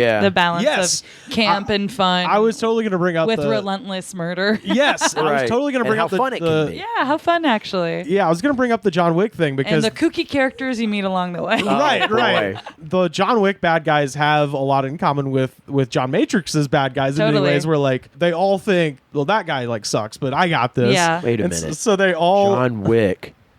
The Matrix. Keanu Reeves was in The Matrix. John Matrix. Man. Those ribs, dude, they just opened something up in my brain. Blow off some steam, Bennett. That guy dies, and then they go out on the beach, and he's carrying Alyssa Milano. Yeah, his daughter got her dying wish, which was that she wanted to see her dad kick everyone's ass. And they did it. And she is just like gleaming the entire time. When he murders that man. Creepily so, yeah. I'm so happy to see it. Yeah, she loves to see it. That's the thing she loves to see. Kill him more, Daddy. Yeah. Like it's that kind of very creepy. Kill him again, Daddy. Twist the pipe. Twist the pipe. Take the knife and carve up his face. He's like twisting the pipe so you like it. And like does this make you happy? He's his like eyes are popping out of his head. He's like, you love it. Oh man, their facials during that fight, by the way. Oh yeah. Oh man, really they're going for it. Yeah. They're giving the most effort face, and it's like it's the kind of effort face that you can tell they're not pushing that hard. Like, yeah, it's like the Like they're so it's trying to sell it in their eyes. All eye work. Yeah, bulgy ass crazy eyes. How well matched this fight is. Yeah, they're both like sitting down in the exterior, but the close up, they're all just making these crazy wackadoo cartoon faces. Yeah, absolutely. Yeah, and then his exhausted daughter, he scoops her up. Yeah, she's too I'm tired. Yeah, I'm tie. I don't want to walk. Daddy, a big day of being kidnapped. Daddy, I'm 16. Yeah. Please carry me. That is true. She was only kidnapped for 11 hours. Yeah, and then like the most of the time, the experience is like going over to like a mom's boyfriend's house where she just has to like sit in an empty room by herself and like find something to do. Yeah, or just sitting alone in that weird cabin being raised by deers. Yeah, She did have like cried mascara on her face half the time. Oh yeah, too. it's because to show that they're bad guys, they gave her a perm and put dirt on her face. So I think that those were tears through the light dirt dusting that they gave her. I would love, to just be like, hey, this is not a fun trip. This is not a fun trip to an island off of Santa Barbara, okay? And now you stink. Look, now you stink. You stink. You stink. Your dad's never going to save you. Yeah, there is one guy in the big shootout who is clearly just a man with the worst stuck-on mustache you've ever seen. I do like to picture him just being like, why do I got to be the one to always do the perms? Of all the people we kidnapped. He's got her up in rollers and shit. This is bullshit. It's not what I signed up for. There was a lot of body in that hair at that criminal compound. It's like, yes, I'm amazing at hair, but that's not the point. I want to kill. Yeah, it's because everyone is so wet and hot. I want to see guts and gore and veins in my teeth. Maybe she's born with it. Maybe she's been kidnapped. Yeah, it's a glow up. By the way, during the scene in the shed, after Matrix cuts the soldier's arm off, he was originally supposed to hit the victim with his own arm and say, "Do you need a hand?" Man, the coke dealer came through with another bag for that scene. That is literally that's Freddy Krueger sequel shit. That like is a Dream Warriors action set piece. Stop hitting yourself. Yeah, Stop hitting yourself. Bitch. It's your big number, bitch. Yeah. He shoves her into the TV. Oh, that is a classic film right there. After filming one scene, by the way, Arnold Schwarzenegger told Mark Lester to never give Vernon Wells a real knife. Oh, wow. Yeah, honestly, his body is worth so much money. Also, why would they have real knives at all? Yeah, well, cocaine, Sam, cocaine. It's gotta look real. It's gotta look real. Yeah, he was having a John Landis moment. He did a bump off the knife. When you actually gets cut, it'll be better. Jesus Christ. So there is a Russian remake of this film that is a shot-for-shot remake called Din D. I don't know what that means in Russian. Sure. But it came out in 2008, and I believe you can see the entire thing on YouTube, and it's amazingly well done as far as a shot-for-shot. Are they? Is it in English or is it in It's in Russian. Subtitle? Oh, okay. It's in the whole thing's in Russian, and it's just including the Spanish-speaking parts. Or are they speaking like Ukrainian or like some like whoever they're back? Yeah. Yeah, I suppose so. And then whoever it's probably they're punching down on. Yeah, it's the Ukrainians probably. Yeah. And it was shot, I assume, at the Black Sea instead of Santa Barbara, but. That was they did do an all Russian version, and then the other thing we actually did see there was like a planned, or there was a sequel that came out. I guess it's on Amazon Prime for free. I mean, if you have Prime, I think we had to pay to rent this one. Yeah. Sequel's so bad, they're just like, it's free. Yeah, whatever. Yeah. Watch it. Believe it or not, there's not a huge war over the rights to this. Yeah. Public domain movies like Metropolis and Commando 2. So the guy who basically turned the original script into a script to be for Arnold Schwarzenegger is named Steven D'Souza. In 1986, a sequel was written by Steven D'Souza and revised by Frank Darabont with an eye to have John McTiernan direct. The script was based on the book Nothing Lasts Forever by Roderick Thorpe, but Schwarzenegger was not interested in reprising the role. The script was then reworked with a new central character, eventually played by Bruce Willis. It's called Die Hard. Shit. Yeah. It's a sequel to Commando. So originally conceived, so much of the way crazy. that this was going to be a vehicle for Gene Simmons and was reworked to be an Arnold movie. Die Hard was originally supposed to be a sequel to Commando. That's why John... That's really fun because I haven't seen Die Hard, so I'm glad that I that's saw. next. Oh, We're doing that next. Yeah. We'll shit. You'll we'll have make you back. me more red meat. Hell yeah. That one's perfect. Die Hard I can talk about all day. Really Yeah. good. Yeah. But yeah, they... Christmas episode, right? Yeah, well, Totally. God. As much as I don't want to be that normie, maybe that might be fun. Fucking, but yeah, John McClane is Bruce Willis's character. John Matrix. They just wanted to. That's so funny. They didn't want to have to do more control effing or whatever the 1986 equivalent of control find to replace those character names. Yeah, So they that's just so fun. changed it to McClane instead of Matrix. What a weirdly small world this action movie world is. Like It's crazy, it seems like yeah. a lot of the same producers and directors and guys. Well, Yeah. McTiernan did end up directing Die Hard. Die Hard, I found out, by the way, just in my own independent research that I didn't know this. That's Alan Rickman's debut movie. That's wild. And he's, if we watch it, It might be like before Snape his most iconic role. Yes, I will. Snape, this, and then of course playing the Archangel in Kevin Smith's Dogma. Those would be the three things I know most from. And cheating on Emma Thompson in Love Actually, I think. Oh yes. Is that a Christmas movie? Yeah. Yeah. Yes. Here's what we'll do for Christmas, Okay. Jocey. I've never seen Love Actually. Oh shit. Let's do a double. Here's We'll watch Die Hard and Love Actually, and then we'll come back and report on it. Wow, I've really owned myf, haven't I? Yeah? Love I mean, Actually sucks. It does. Does it suck? Is it? It's fine. I know that's a movie that people are, like, fun all to talk about. Okay. Like, because it's like such an ensemble, like very Richard Curtis-y, like kind of the last of its kind for a while. Yeah, until New Year's Eve and Valentine's Day, and all also, those like, weird yeah. Gary Marshall. So many strange plot lines. I've seen it once. Maybe I'd like it better now. Okay, yeah, I just that's one of those that people are always like, I fucking love that Totally, movie. and they're both like loose, like weird Christmas movies that aren't about Christmas. Adjacent films. That that is like the go-to normie thing of like, oh yeah, we love my favorite Christmas movie is either Love Actually or Die Hard. Love Actually is funny because like it's based on this weird premise that like Christmas time is the time you tell the truth to the people you love. Like I think one character says that out loud in the movie.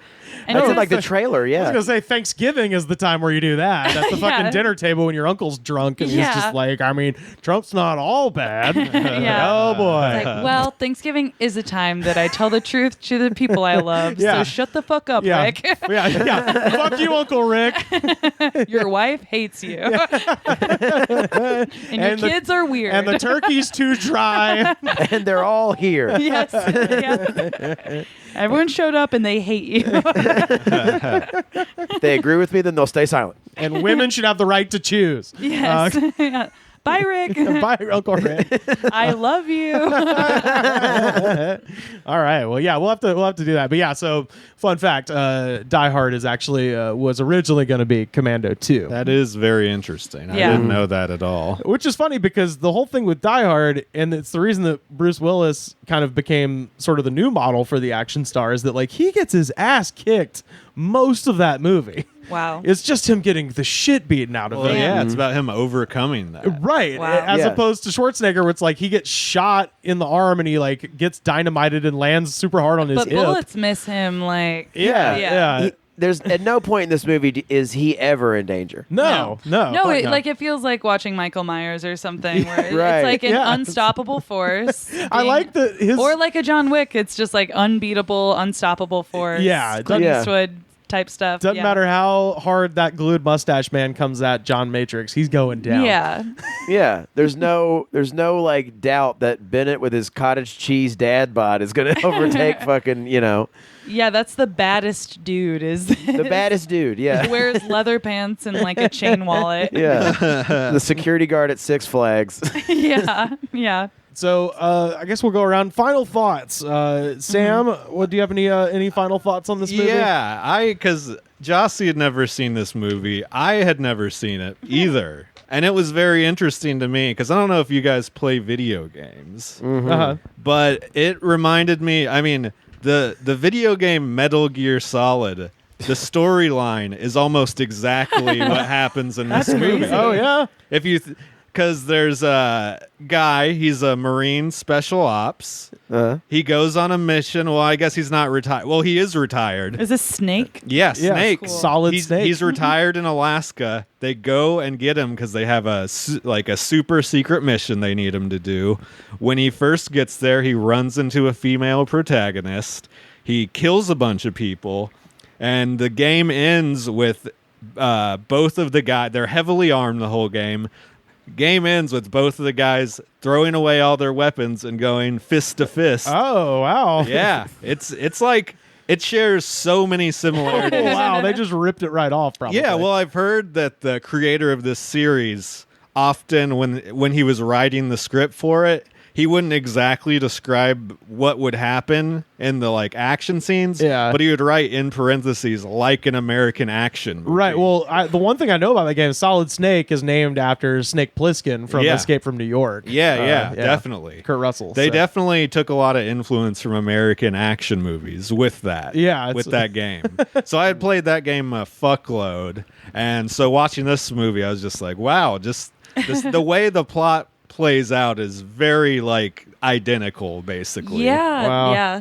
If you think the 80s action movie is dead, maybe it is alive in the video game world. And first person shooters. Well, and John Wick very much influenced by that. Oh, John Wick. When I watched because I hadn't seen any of them until a month ago. Oh, no shit. Yeah. So Have you watched all three now? Yeah, I caught up on John Wick and John Wick 2 and before seeing John Wick 3 in theaters. But it is watching, you're these are video game levels. Yeah, totally. Absolutely. These are boss levels and video, and he fell one boss and he finds the next one, and there's a cut scene where it's actually the thing you need is only if you complete this mission. Yeah, totally. Yeah, and then but they did take the page out of Die Hard's book, where John Wick also he's gonna kill the guy, but he does get his ass kicked a bunch. By the end, that suit is all bloody and he's nearly dead in every movie. So at least they took that much from him. He didn't just get shot once in the arm. Yeah, I do like that they explain the suit mechanics. Yeah, I think that's nice. Yeah, the video game thing is very similar. I was going to say in Metal Gear Solid, they almost use the exact same weapons as in Commando. Oh, okay. It gets to a point where Which almost seems rooted in a genre. Yeah,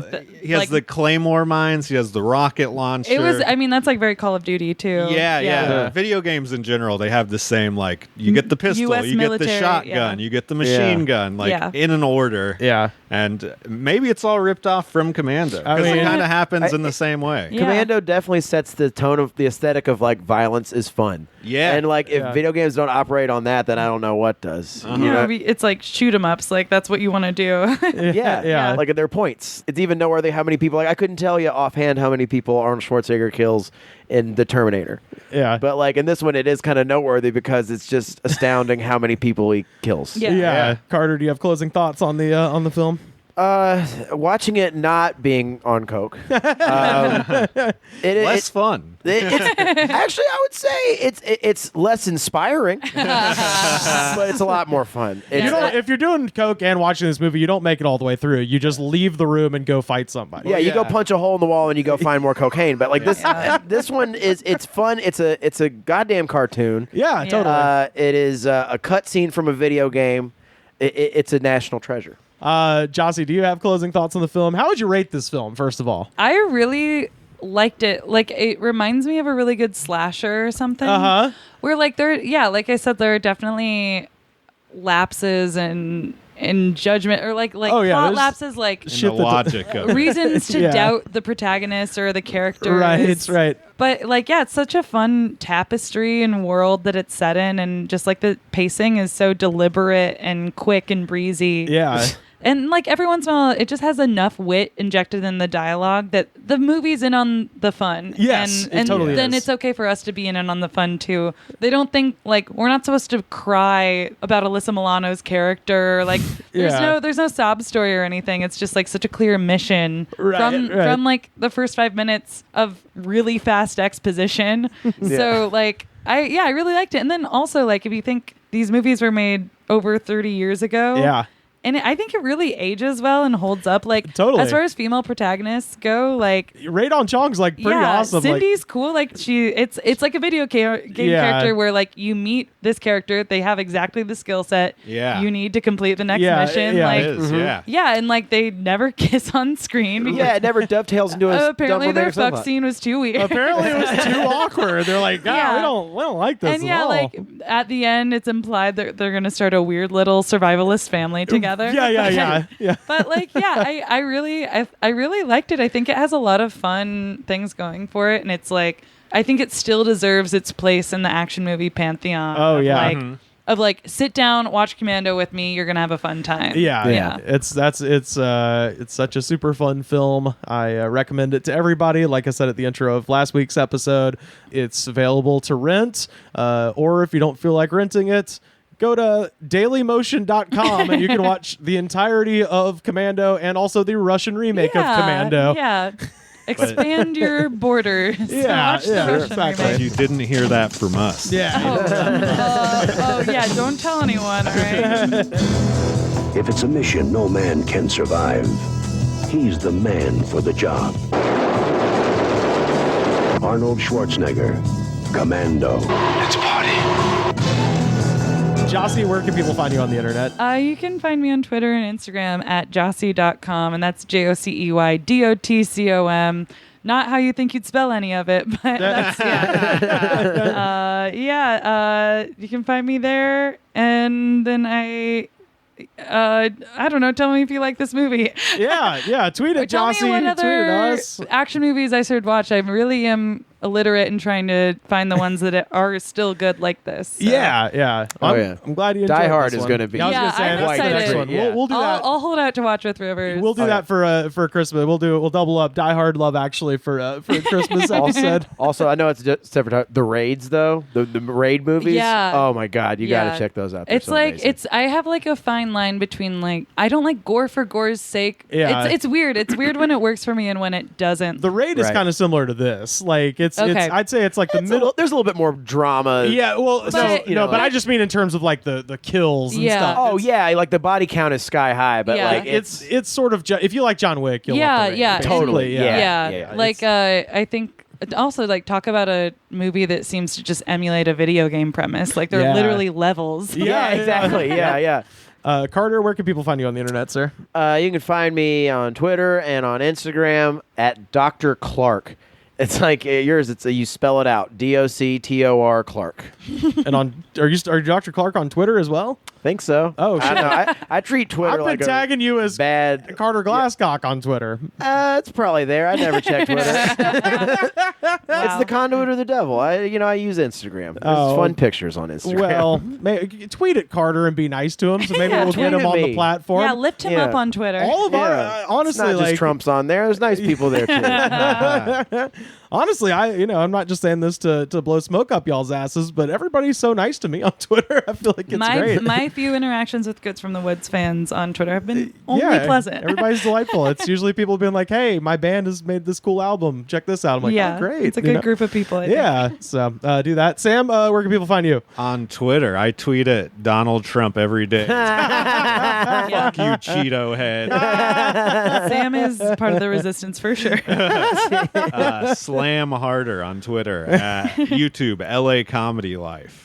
Fantastic. So much fun to watch. Like I said, I go back and revisit the strange man who stands on stage and is talking about his crankshaft and then making the noise going crank, crank, crank, crank, crank, And crank, while doing crank. jack-off motions. Yes. Wow. And I watch that most days. That's how I start my morning because I'll go to Sam's Instagram and find that and you're like laugh and laugh. You're like, it's not that bad. It's going to be a good day. Yeah. Today is going to be a good day. Actually, I'm doing really good. I'm doing great. Follow Jocey, follow Sam, follow Carter, follow us on Facebook, facebook.com/thegoodspod. We're on Twitter at thegoodspod. Every episode ever, youtube.com/thegoodspod. Buy a shirt. ProWrestlingTees.com/thegoodspod. Come see me in Canada. I'm going to be at Duke's Saloon in Victoria, British Columbia on July 12th. So come out and see me there. I'll have all the details and shit on Twitter at Rivers Langley.